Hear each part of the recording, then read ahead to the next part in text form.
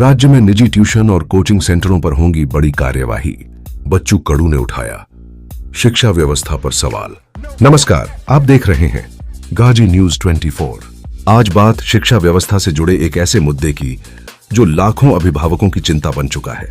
सवाल यह है कि अगर स्कूलों में गुणवत्तापूर्ण शिक्षा मिल रही है तो फिर निजी ट्यूशन और कोचिंग सेंटरों की जरूरत क्यों पड़ रही है।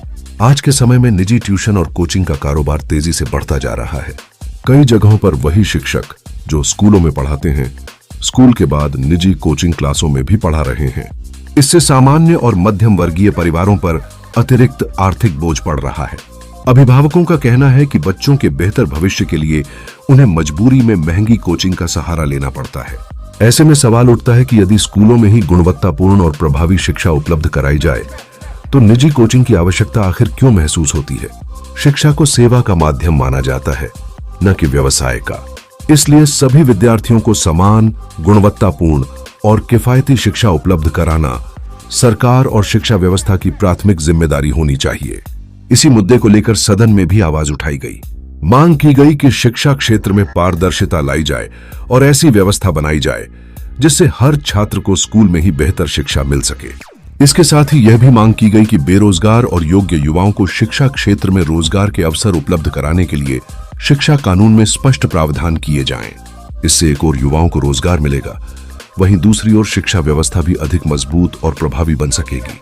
अब देखना होगा कि सरकार शिक्षा व्यवस्था में सुधार और निजी कोचिंग पर बढ़ती निर्भरता को कम करने के लिए क्या ठोस कदम उठाती है। हो, तुमचा व्याप एवढा वाढलेला आहे। शिक्षण म्हटलं म्हणजे तसं ते किती नंबरचं खातं आहे माहित नाही, पण आता ते पहिल्या दुसऱ्यात आलं पाहिजे। इतकी त्याची व्याप्ती वाढली आहे, एवढं ते महत्त्वाचं आहे। इथं बसणाऱ्याचे सगळ्यांचे मुलं शाळेत आहे, त्यांचे भाचे आहे, नातू आहे, कोण ना कोणीतरी शाळेत आहेच, आणि ते सगळे तुमच्या अखत्यारीत येतं। बरं, म्हणजे तुम्हाला अधिक ताकद देण्याची गरज आहे। पण मला एक सांगा, आता शाळा कॉलेजमध्ये शिक्षण भेटते आणि शिकवणी वर्गामध्ये शिक्षण भेटते। दोन पैकी एक ठेवा, एक तर शाळा बंद करा नाही तर शिकवणी चालू ठेवा। दोनही इकडे, म्हणजे इकडे पाणी भेटतं, इकडे बिस्लरीचं पाणी भेटतं। काय म्हणजे चाललं काय? काय गरज आहे शिकवणीची? कशाला ठेवतोय? म्हणजे तुम्ही काय म्हणताय, गरीबाचा पोरगा आहे ना, हां अशुद्ध पाणी पे, श्रीमंत आहे ना, आमदाराचा पोरगा आहे ना, शुद्ध पाणी भेटत।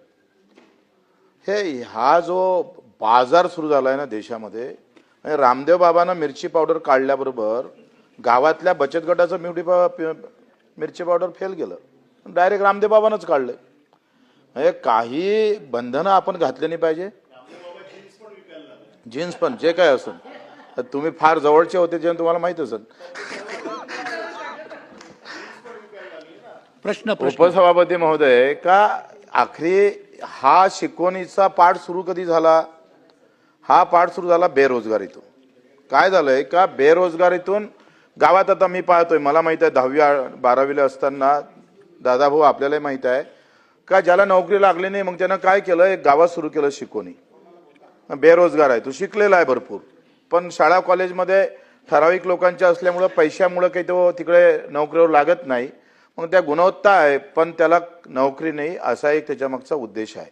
आणि मग हे सगळं करताना मला वाटतं एक सूचना आहे, हे प्रश्न नाही आहे। पहिला प्रश्न तर हा आहे, आम्हाला तुम्ही द्या का शिकवणीची गरज काय? एक तर शिकवणी सुरू करा, नाही तर कॉलेज सुरू ठेवा, शाळा सुरू ठेवा, दोन पैकी एक काहीतरी ठेवा। एक मैन में दो तलवार चलती नहीं, कोई तो भी एक तलवार रखो। दुसरा गोष्ट असा आहे का, तुम्ही हे सगळं करत असताना आता सगळ्या कंपन्या आल्या। जसं मी रामदेव बाबाचं मिरची पावडर म्हटलं, तसं कंपन्या एवढ्या आलेल्या आहे का स्थानिक बेरोजगारांना तुम्ही आता मॉल जे उभे झाले, सगळ्या म्हणजे खालच्या लोकांना सगळं खतम करण्याचा प्रयत्न सगळीकडे चालू आहे। मग कायदा करत असताना तुम्ही हे पाहिलं पाहिजे का, ज्याला नोकरी लागली नाही, त्याची गुणवत्ता चांगली आहे, त्याला काही कायद्यामध्ये वाव ठेवणार का तुम्ही? तो एक पार्ट ठेवणार का? तो फार महत्त्वाचा आहे। दादाभाऊ, आपल्या सगळ्या शेतकरी, शेतमजूर, गरीब कष्टकऱ्यांच्या मुलांना या कायद्यामध्ये कुठेतरी सुरक्षा निर्माण झाली पाहिजे का नाही झाली? तुम्ही सांगा, आज तुम्ही माहित आहे नोकरी शाळा कॉलेजची किती महाग झालेली आहे।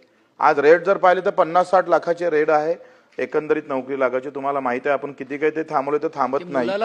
आणि म्हणून माझं असं म्हणणं आहे का, जो बेरोजगार त्याला नोकरी लागली नाही तर त्या अशा उच्च शिक्षित ज्याला गुणवत्ता आहे अशा बेरोजगारांना कायद्यामध्ये काही तरतूद ते ठेवणार का?